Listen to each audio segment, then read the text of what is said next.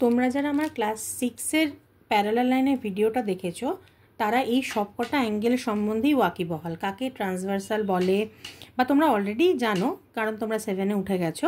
Pairs of corresponding angles, pairs of interior alternate angles, এবার নতুন pairs of co interior angles, এগুলো সব তোমরা জানো।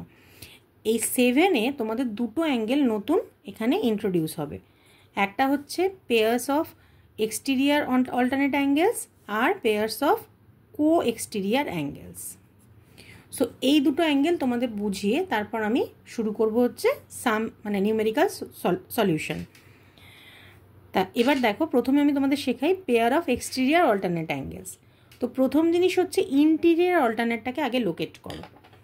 সো এখানে যদি আমি করি, এখানে আমি দেখতে পাচ্ছি যে দেখো ইন্টিরিয়ার অল্টারনেট হচ্ছে এই যে জেড ফরমেশন যেখানে হয়েছে। আমি বলেছিলাম তোমার জেড, সোজা জেড অথবা উল্টো জেড।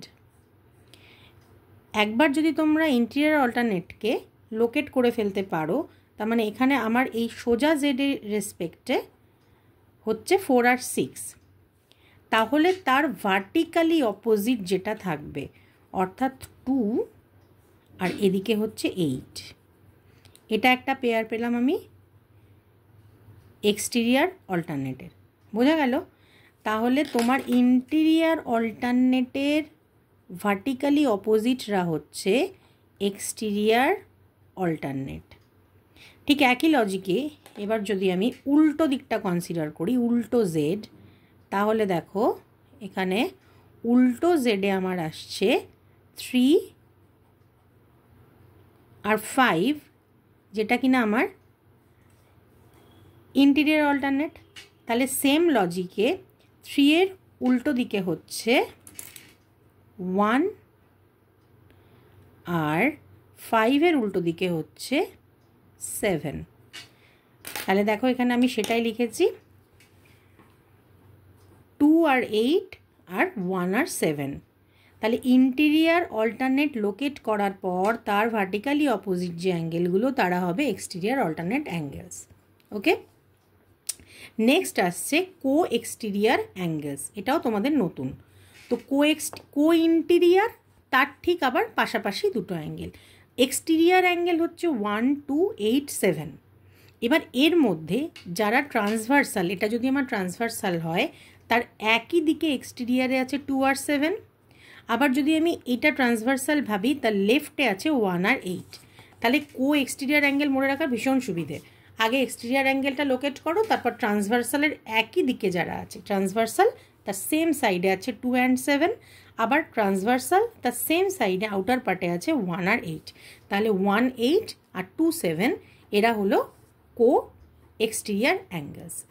যদি লাইনটা প্যারালাল হয়, আমি কেন নন প্যারালাল দিয়ে বুঝিয়েছি, কারণ প্যারালাল লাইন দিয়ে বোঝানোর মানে সবসময় এটা মাথার মধ্যে ঘুরে প্যারালাল লাইন ছাড়া বোধহয় এই অ্যাঙ্গেলগুলো এক্সিস্ট করে না, বা এই অ্যাঙ্গেলগুলোর নামগুলো আমি বলতে পারি না।